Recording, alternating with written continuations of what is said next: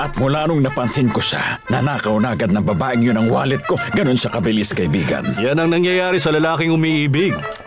Pero ano ba kasing magagawa ko, malaanghel kasi talaga ang mukha ng babae. Marami siyang alam na pamamaraan. Alam mo ang dapat mong gawin? Pansinin mo na lang si Zoila. Ha?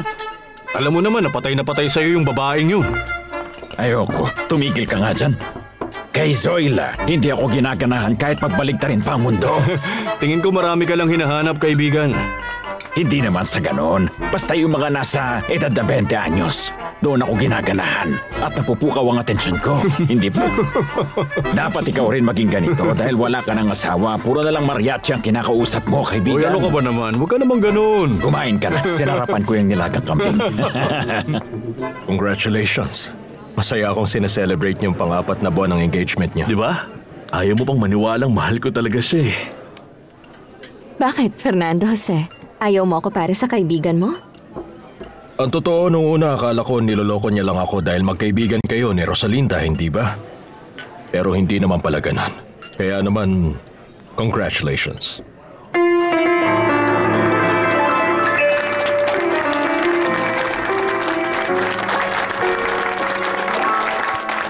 Noche de ronda,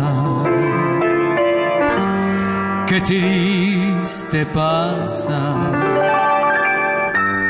qué triste cruza. Sa tingin mo kailangan talagang gawin yun? O umabot pa ron? Wala tayong magagawa. Narinig ko lahat ang sinabi ni Berta.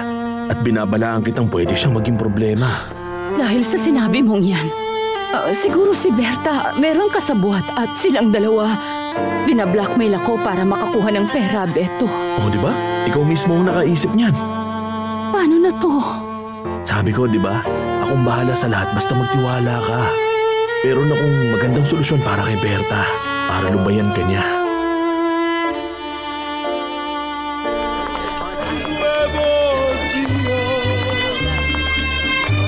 Yo pienso que tú y yo podemos ser felices todavía.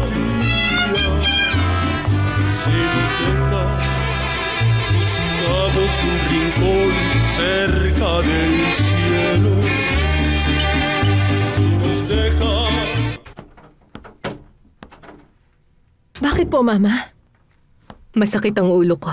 Kailangan bang magpatawag tayo ng doktor? Hindi na yun kailangan. Siguro inaantok lang ako kaya masakit ang ulo ko. Ayos lang, hindi mo kailangang mag-alala sa akin. Sigurado kayo? Lumabas ka kung gusto mong malibang. Ay, Mama, kapag ganyan kayo sa akin, naalala ko si Erica. At hindi ko maiwasan na makaramdam ng sakit ng loob sa puso ko. Ay, wala na akong ibang gusto kundi maibalik siya sa'yo. Pero ilang beses na tayong pabalik-balik sa korte para maibalik na ni Fernando Jose sa'yo si Erica. At walang nangyayari. Nakalaban tayo sa legal na paraan. Salamat kay Agustin Morales. Siniguro niya sa akin na gagawin niya ang lahat para maibalik sa akin si Erica. Gabayan nawa siya ng Diyos. Ito lang ang masasabi ko, Mama. Kung magagawa niya, gagawin ko ang lahat para pasalamatan siya. Kahit ano. Anong ibig mong sabihin? Mama, 20 taon ng buhay niyong nasayang sa kulungan ng dahil sa pag-ibig. Namana ko po yun sa inyo. Para sa pagmamahal ko sa anak ko, wala akong aatrasan. Rosalinda, Rosalinda.